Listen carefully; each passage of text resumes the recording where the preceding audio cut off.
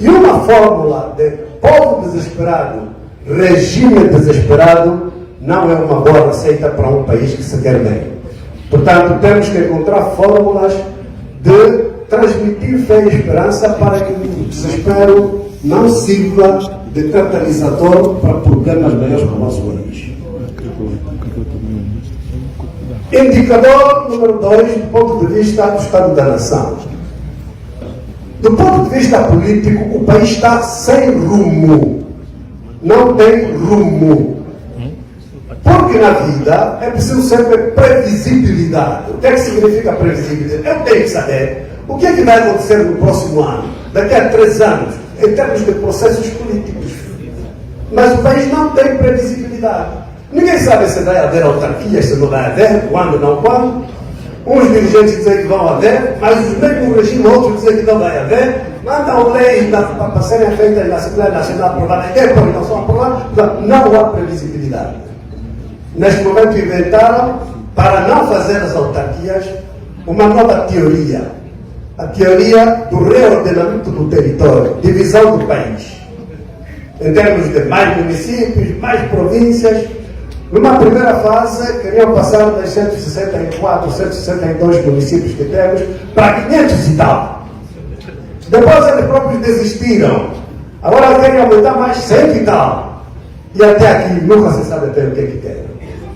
Primeiro anunciaram que queriam dividir as províncias de Malange, os Mochico. As pessoas já não têm fé, não acreditam, vivem o dia a dia e há sempre na vida um limite.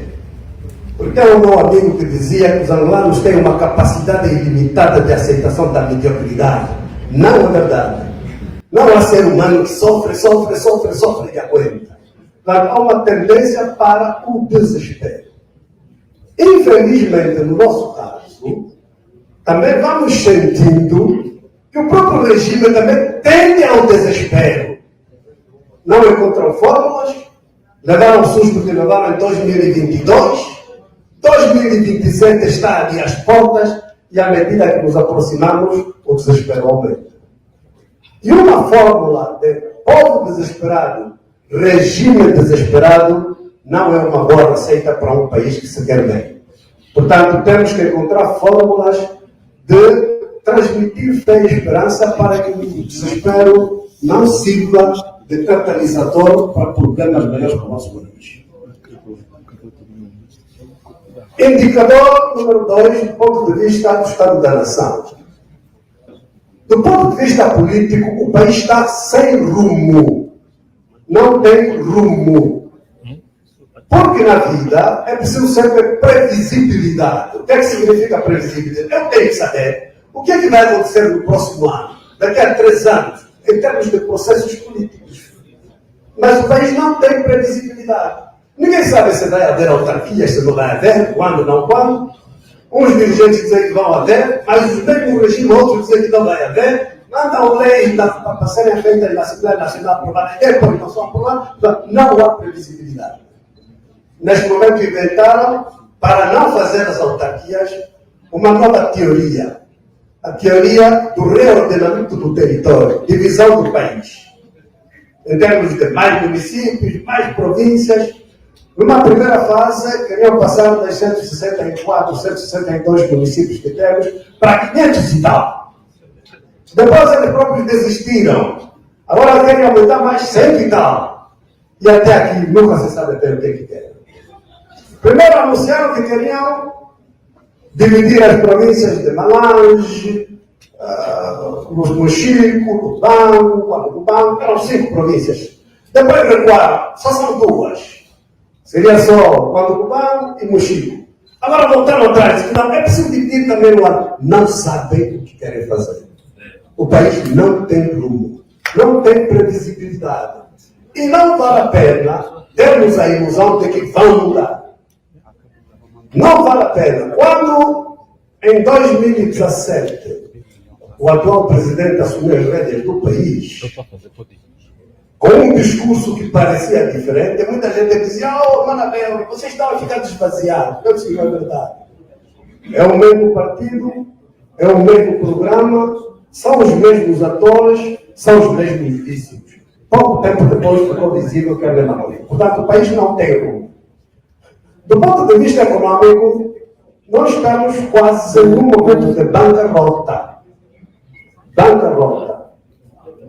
Bancarrota porque cerca de 60% do orçamento geral do Estado vai para pagar dívidas. Pagar dívidas. Se tivéssemos a pagar dívidas que construíram infraestruturas positivas para o país, tudo bem. Mas estamos a pagar dívidas de infraestruturas que não funcionam. Valeu o quê? Na verdade, se fôssemos sérios, era preciso dizer, senhor, temos que renegociar essas dívidas. Vocês chineses roubaram, mas roubaram como os estrangulados. Então temos que encontrar a responsabilidade mútua. Agora, temos só que pagar uma coisa que não construiu nada de útil. Não faz sentido. A governação continua com os mesmos vícios. Sem programação adequada, aprova-se o orçamento, não se aplica. Depois aplicam-se despesas fora do orçamento geral do Estado. A corrupção continua até pior. Porque os novos governantes, quando entram lá, chegam chegou a minha hora. E como ninguém sabe quanto tempo vai ficar, os primeiros meses é roubar o máximo possível. Quando for exonerado, já roubou. Portanto, não mudou nada do ponto de vista qualitativo a governação. Tá? Então, continuam os mesmos vícios, os mesmos problemas. E o que podemos fazer? Vou passar para esse ponto quando falarmos das perspectivas a médio e longo prazo.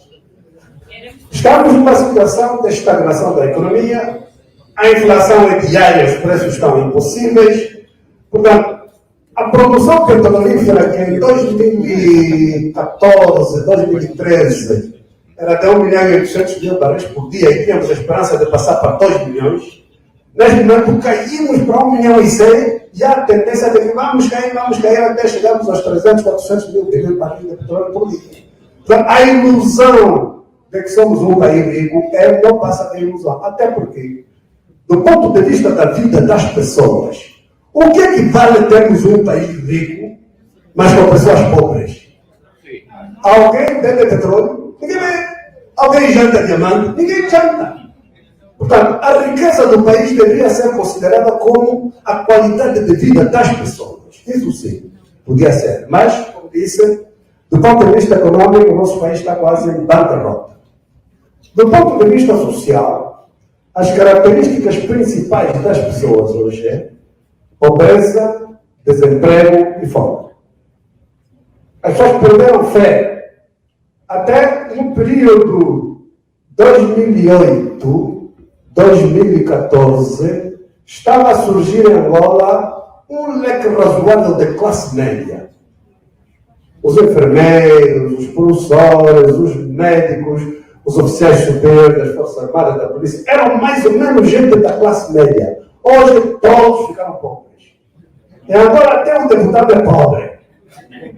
Portanto, essa extinção da classe média, porque as estruturas sociais de cada país precisam de ter uma estrutura onde haja alguns ricos, a maioria classe média, e eventualmente alguns pobres que têm a esperança de passar para a classe média. Esse não é o nosso quadro. A tendência é exatamente ao contrário.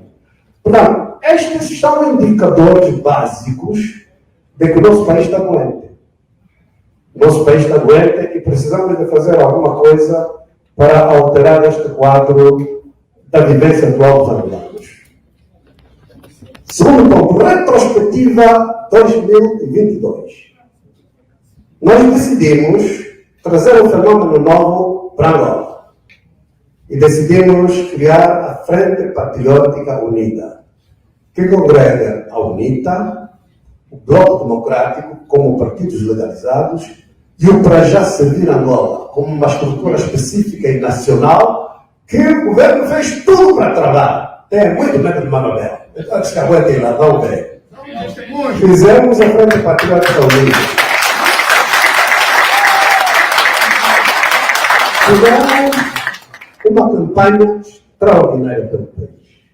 Corremos de les a les, encontramos muito entusiasmo, muita esperança, muita fé.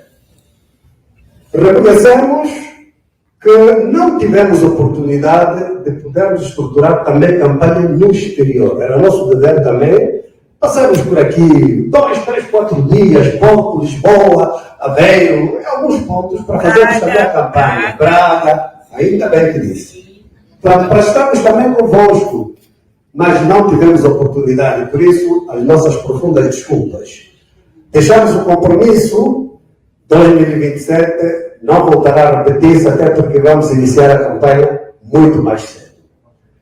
De facto, em 2022, nós ganhamos as eleições. Nós sabemos. Na vontade do cidadão. Na vontade do cidadão. E, em verdade, vocês próprios sabem, em verdade, até mesmo na presidência da República, nas mesas que estiveram lá, ganhamos. Ok, e em 2016 E, entretanto, vamos dialogar. Entretanto, temos clara noção das nossas responsabilidades, porque, conhecendo os níveis de violência do nosso sistema, nós nos perguntamos o seguinte: vamos apelar e convidar o povo à rua. Pessoas morrem, não chegamos lá e depois o processo democrático retrocede. Ganhamos o quê? Se me dissessem que vamos à rua, morremos, mas chegamos no palácio, valia a pena. Mas vamos à rua, morremos e não chegamos ao palácio e o processo retrocede. Ganhamos o quê? Preferimos ser responsáveis e cuidar das vidas dos nossos cidadãos, sabendo que a perspectiva mantém-se e a esperança mantém-se.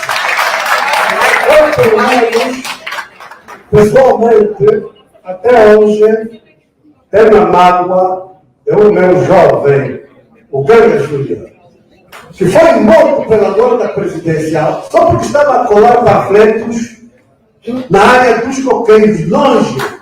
E até hoje a família me pergunta: o Ganga morreu e vocês conseguiram o poder? Ainda não conseguimos. Portanto, a lógica foi essa: vamos à rua, morremos e chegamos lá. Vamos à rua, morremos, não chegamos lá e o processo retrocede, não vale nada. Perspectiva 2027. Temos a obrigação e o dever de estruturar para 2027 a mudança em Angola. Temos essa obrigação. Temos a obrigação de reestruturar para 2027 a mudança em Angola. Mas não pode ser só mudança por mudança. A mudança tem que ser para criarmos qualidade de vida aceitável para os angolanos. Porque não tem valor nenhum se fazemos a mudança e depois nós próprios replicamos os vícios dos outros. Nós vamos nos lugares e depois roubamos também. Isso não tem valor. Tem que ter mudança que muda qualitativamente a vida dos angolanos. Entretanto, para essa mudança, temos desafios. O primeiro desafio é continuarmos a transmitir a mensagem de fé e de esperança, conseguimos ganhar o coração dos angolanos e conseguimos transmitir governação competente, patriótica, alargada e séria. Os critérios podem ser só... Não pode ser mudança com governação partidarizada. Os critérios têm que ser patriotismo, honestidade e competência. Não interessa ser do MPLA, ser do Bloco, ser da FEDELA. É angolano competente, patriota e honesto, pode governar conosco. Vai ser. Segundo, temos que melhorar a qualidade do processo democrático em Angola. A fraude, as pessoas estão a pensar que a fraude acontece no dia das eleições. Não é verdade, a fraude já está acontecendo neste momento e temos que lutar contra isso. Tem a ver com o ambiente político nacional. Onde não há livre circulação de ideias e ideais, como é que vai haver eleição transparente? Desde 2000 e tal, não sei quando o governo da televisão não passa. Então muito menos. O fenômeno não passa. Como é que vai haver concorrência livre se uns passam e outros não passam? Impossível. Como é que é o comportamento da administração para dizer que vamos ter eleições isentas e transparentes? Então, todo o processo ao longo dos anos é que determina, não é no dia das eleições. Também um outro desafio ao longo do processo é o contexto legislativo, as leis tal como. Nós lutamos em 2022 para que o resultado das eleições fosse anunciado de município a município. Depois eu só fazer as contas. Eles disseram, não pode, fizeram uma lei que não se anuncia no município, é transportar tudo para Luanda. E transporta para Luanda quem é que esteve no avião, quem é que esteve nos cascados. Vai no centro de escrutínio, quem é que vai ver lá. Portanto, temos esses desafios para melhorar a qualidade do processo. Também considero importante que é preciso, também em 2022 fizemos um esforço gigantesco, mas temos que melhorar a nossa capacidade de controle do processo eleitoral. E, por fim, tranquilizar aqueles que têm medo, porque alguns do governo têm muito medo, porque fizeram muito mal. Então, é preciso tranquilizar, quando nós formos governo, tudo que faremos é ensinar como é que se governa, e eles virão também melhor como todos os governos. O segundo elemento para 2027, a perspectiva, é termos que consolidar a Frente Patriótica Unida. Como sabem, já disse, a Frente Patriótica Unida é unida, Bloco Democrático, para já servir Angola e sociedade civil. Temos que consolidar isso. Por isso é preciso manter a Frente Patriótica, reforçar a Frente Patriótica, reformular onde for necessário nos conteúdos e alargar se for necessário, para que represente o verdadeiro mosaico do país. Uma palavra simples para explicar o quadro que nós temos sobre o para já, só para tirar equívocos. Então, as pessoas sabem que em 2012 eu criei a Casa CE, com todos os esforços e recursos próprios. Eu apoiei. O governo fez manobras e me correram de lá. Mas o tronco foi que a casa morreu. Em 2022, a casa morreu. Não perceberam que foi a nossa força que fez a casa sair. Portanto, saímos. E ao sair, decidimos fazer o para já servir agora. A lei diz que nós só precisamos 7.500 assinaturas. Numa primeira fase, nós mandamos 32 mil. Eles disseram, esses gajos têm muita maninha. 7.000, agora está a trazer 32, então vamos estudar. Orgulhoso. Inventaram histórias, assinaturas, não assinaturas, tudo bem. Fizemos nova recolha e desta vez nós demos um truque, uma vírgula. Como estão a dizer que são as assinaturas, então fomos nos notários reconhecer 8.000 assinaturas, reconhecidas por notário. Foi no tribunal disse, nós não queremos saber do notário. Mas então, se o problema é a assinatura, como é que não querem saber do notário? Na verdade, chumbado. E neste momento, temos em agenda não permitir que o regime determine a participação dos angolanos na vida política nacional. E por isso, dentro de pouco tempo, vamos voltar à carga. E vamos lutar por eles até que o próprio tribunal não inviabilize mais o projeto servir Angola. Por fim, há umas palavras de apelo a vocês todos aqui. Temos todos que nos engajar, que é um ditado que diz que a qualidade dos processos políticos, económicos, sociais e culturais de cada país é diretamente proporcional à qualidade e profundidade da participação dos cidadãos nesses processos. As pessoas participam, têm democracia de primeira qualidade. Não participam, vamos ter o autoritarismo que temos lá. Portanto, mesmo aqui, para a nossa diáspora, a nossa mensagem tem que ser: fiquem atentos. Acompanhem. E com o novo mundo das redes sociais, etc., participem, porque a qualidade depende também da vossa e nossa participação. Acompanhem, estejam atentos e participem. Portanto, é o nosso papel. Também temos clara a noção que as nossas instituições todas no país são partidarizadas. Isso ninguém tem dúvida, sabemos todos. Mas nós é que temos que lhes ensinar que os consulados não são do MPLA. Os consulados são para servir o cidadão. Porque nós em Angola, a administração e as instituições do Estado estão desvirtuadas, o papel delas principal é complicar a vida do cidadão. Mas o problema, o papel delas é resolver os assuntos ou é complicar o cidadão? Na prática, eles é complicar a vida do cidadão. Mas nós temos que lhes ensinar insistindo. Porque é nosso direito fazer um registro consular, isso depois nos permite votar em 2027. E esforçar mesmo, quando é preciso documentação, eles têm que permitir. Se não for, se não estiverem a fazer greve, fazer manifestação, portanto, exigir que as instituições do país, que é nosso, não é deles, porque infelizmente na África Austral, um dos temas que tivemos em discussão esses dias, na conferência da Itália, o papel dos movimentos de libertação. Os movimentos de libertação acham que são donos do país. Pensam que eles como lutaram, são donos, nós até lhes devemos. Não é verdade. É preciso lhes pressionarmos para que a nossa diáspora beneficie desses serviços que são de todos os cidadãos. Como eu disse no princípio, eu ia fazer breves comentários. Vou deixar a palavra ao meu irmão Alberto, para estarmos abertos ao diálogo e à conversa convosco, tirarmos as dúvidas, esclarecermos e ouvirmos também de vós, os vossos conselhos, as vossas sugestões. Temos que construir juntos o futuro. Ninguém o faz sozinho. Está bem.